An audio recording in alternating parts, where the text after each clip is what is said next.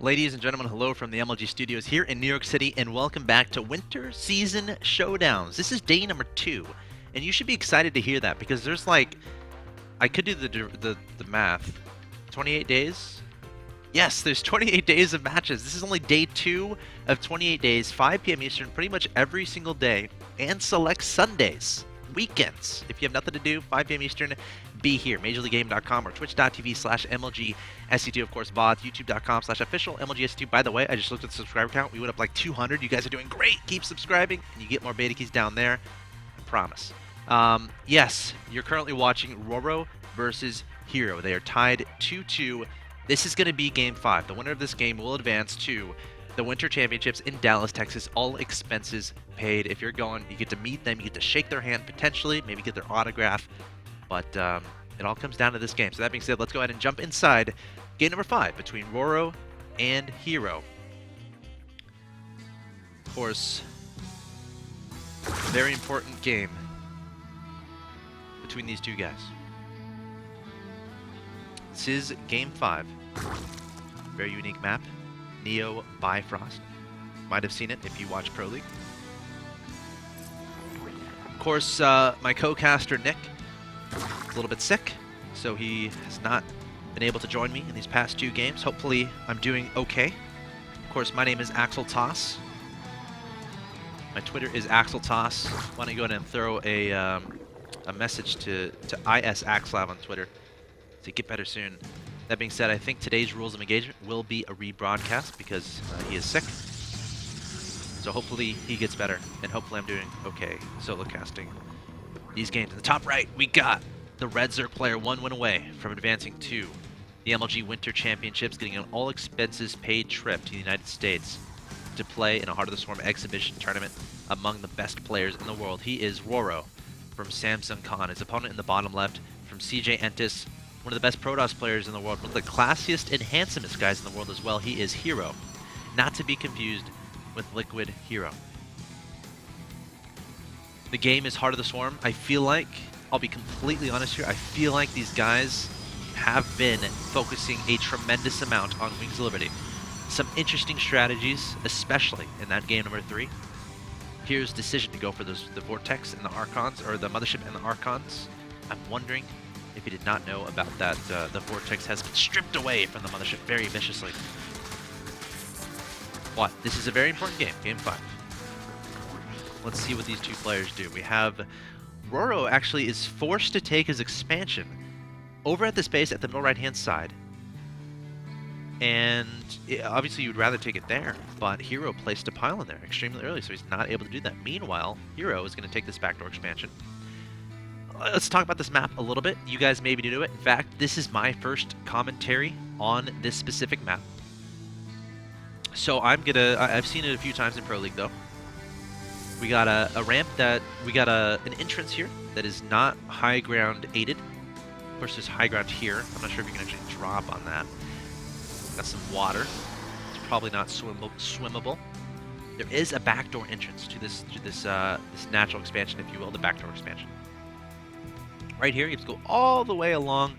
This is walkable. There's this back pathway. Of course, there's one on the other side as well. If you can see it, this pathway back here. Of course, to enter that pathway, this is a symmetrical map. At least that part of it is.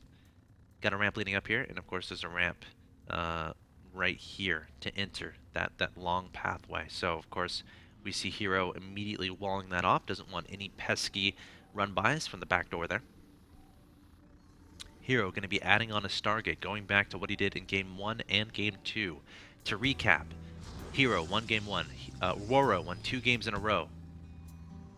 Now Hero won Game 4, so they're tied 2-2. If you missed any of the games, if you're just now joining us, do not worry. The VODs are available 1080p HD, youtube.com/official MLGSC2. They'll be up in about an hour and a half, 2 hours-ish.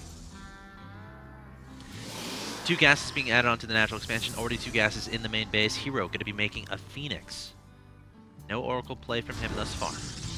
Adding a cannon on to his main base as well, onto that wall. We got Roro staying on 2 bases, going up to that layer. Is this going to be Mutalisk play once again? We have an Evo Chamber on the way. Once the Slayer is finished, we'll have to look out for that. But keep in mind, his opponent opened Phoenixes. We saw this happen in game number 1. Yes, that was an Aklon Waste, where Hero opened up with the Phoenixes. It looked like Roro was going for that Spire play, going for a fast 2 bases, fast 4 gases. But then once he saw the Phoenixes, he decided to change his mind, and there we go. Roro, I should say, going for that Infestation Pit, so no Spire at this moment in time, adding on the +1 melee attacks upgrade, tacking on that third base at the top side of the map. This is feeling a lot like the Aklon Waste game.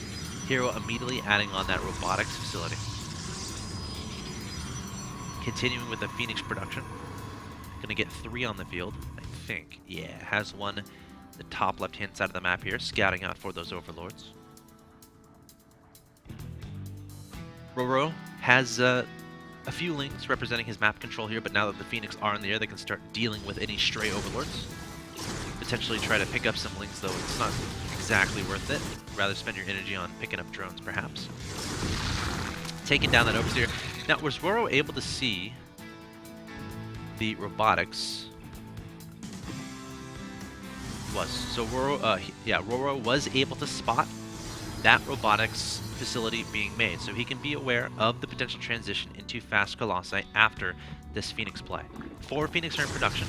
Passenger Glands is in production as well. And Hero just now seeing that Infestation Pit, so he has to be aware of the Infestors on the field, or at least that they might be on the field sometime soon. Of course, the range on these Phoenixes has been increased in Heart of the Swarm versus Wings of Liberty, so it's a little bit easier to pick up those drones and get that damage done. Hero going to see an empty third base, which might raise his eyebrows a little bit. And there's the Spire in production here from Roro. 4 Infestors about to pop these Phoenixes. Will they get taken out?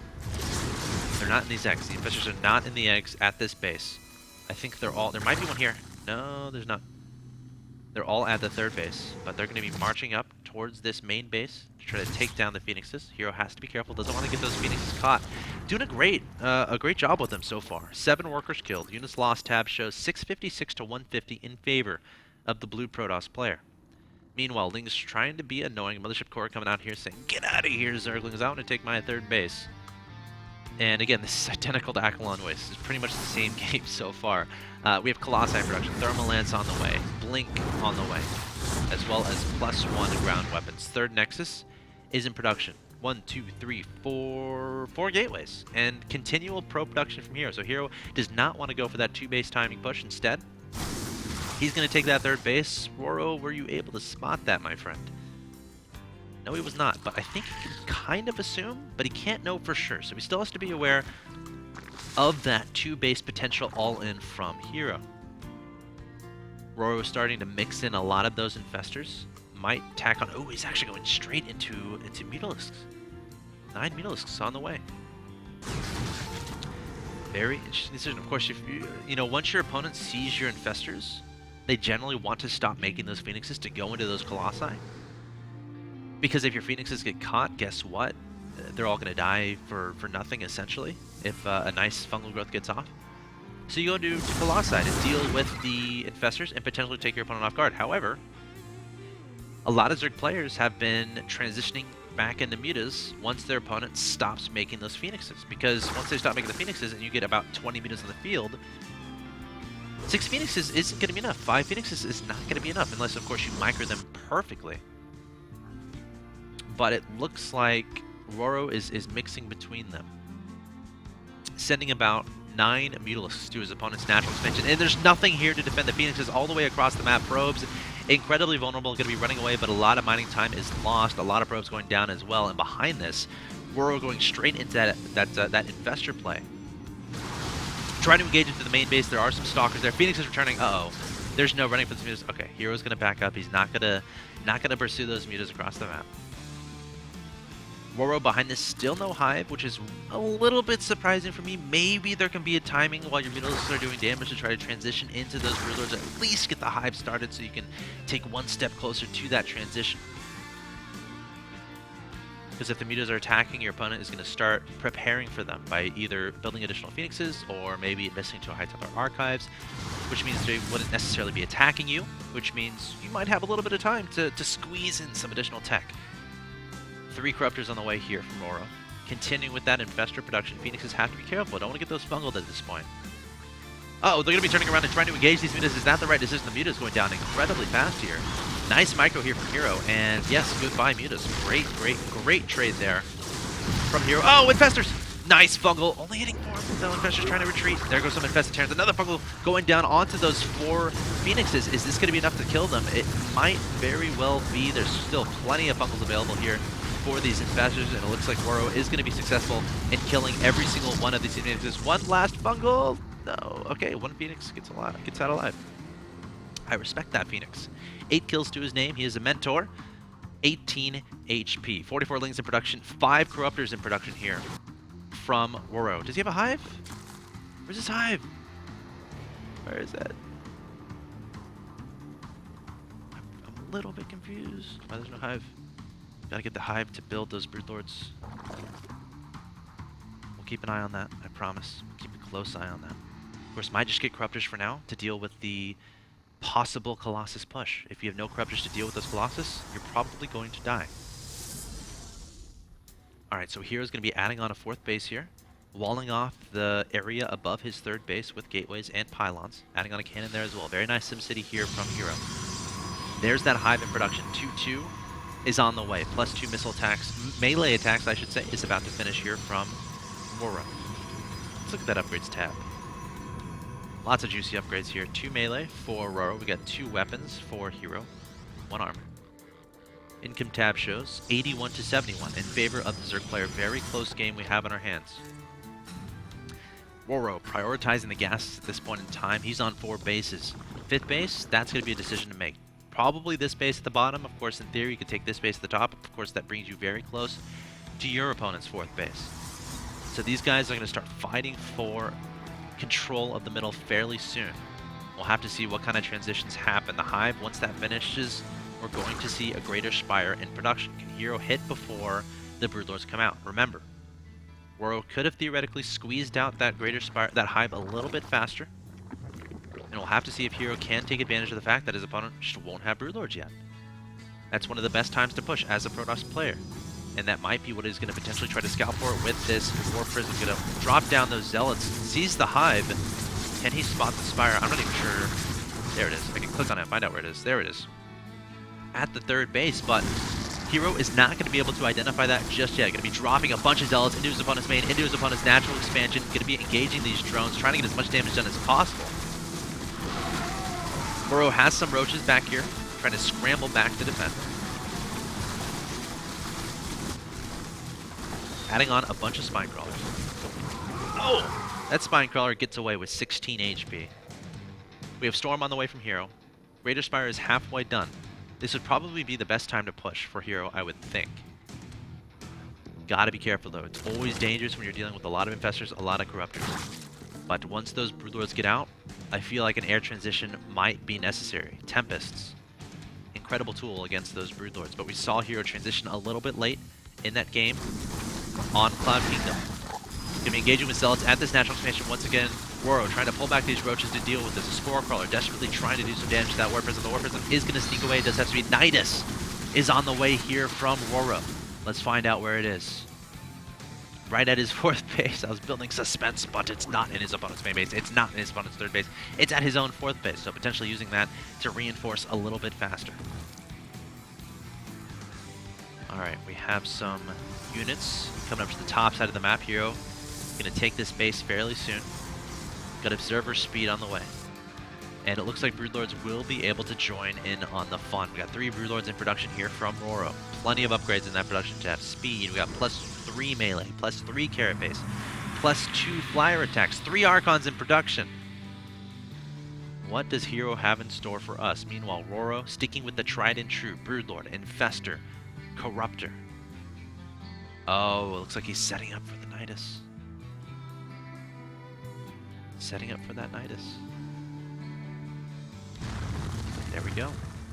Nidus going down. The Nidus is being filled as well. But look at this. Hero sees it. Warping in 2 Zealots. Can it take down the Nidus in time? Meanwhile, there is a drop of Zealots in the main base. It's going to be dealt with fairly easily.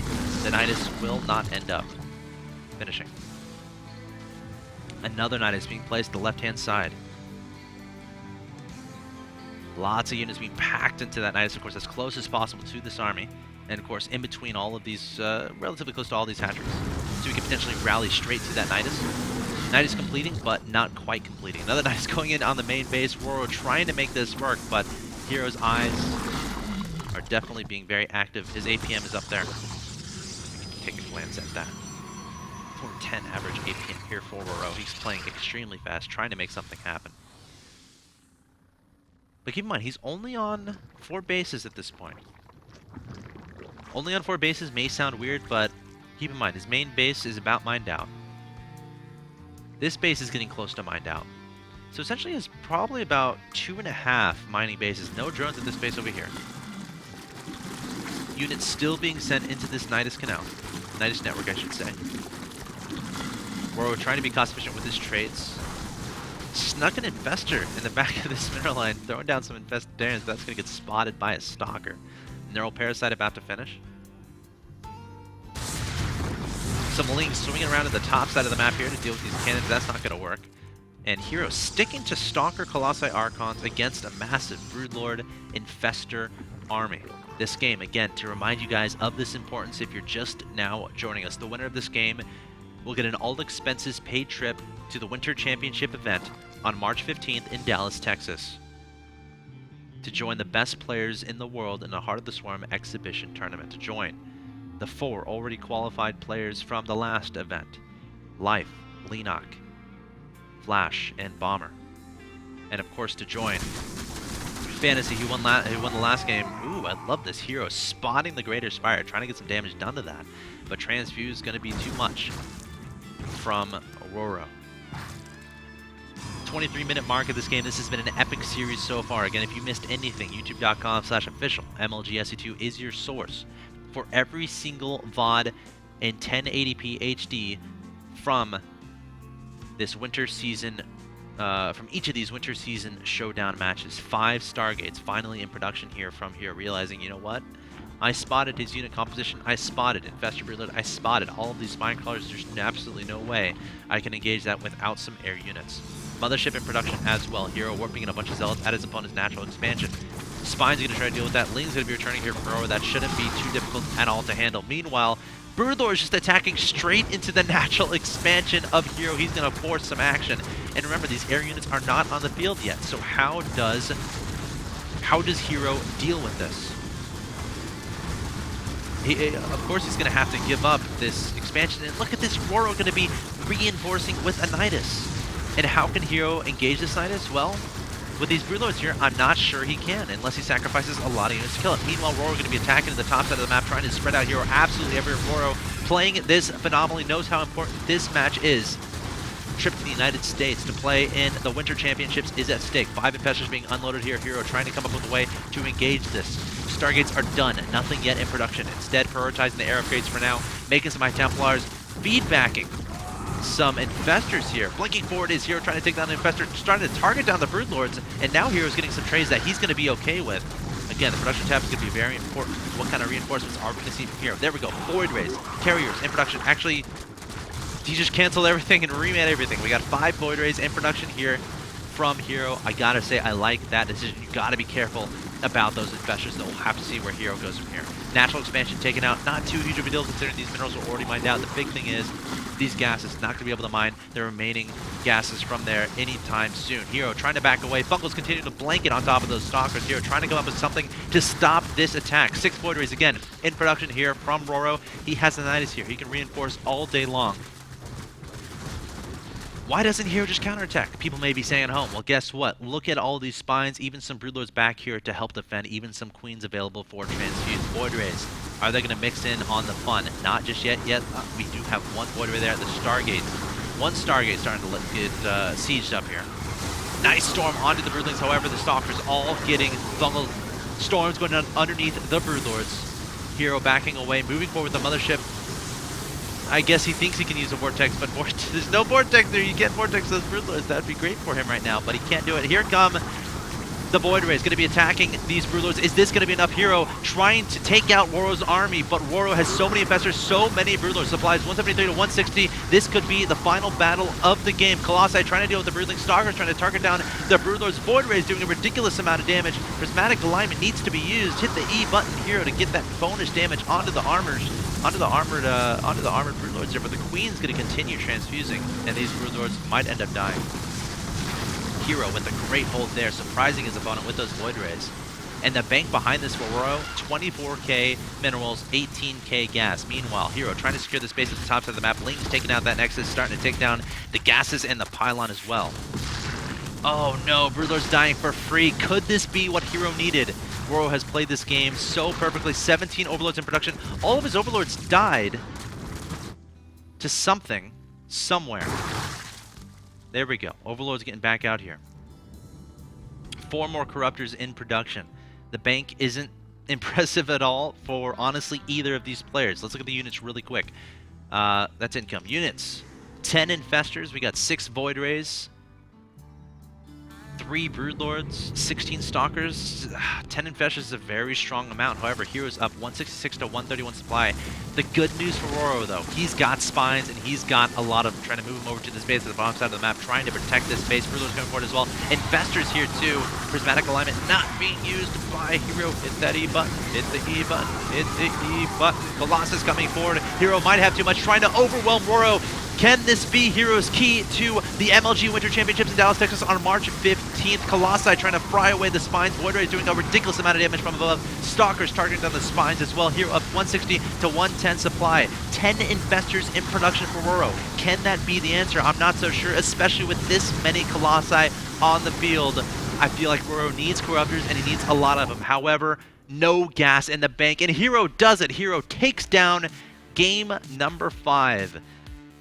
What a back and forth game. What an amazing game. 30 minutes and 12 seconds on that one. Roro looked so impeccably good. Nidus attacking with Broodlords the bottom side of the map. Throwing the Nidus down. Using the Broodlords to protect the Nidus.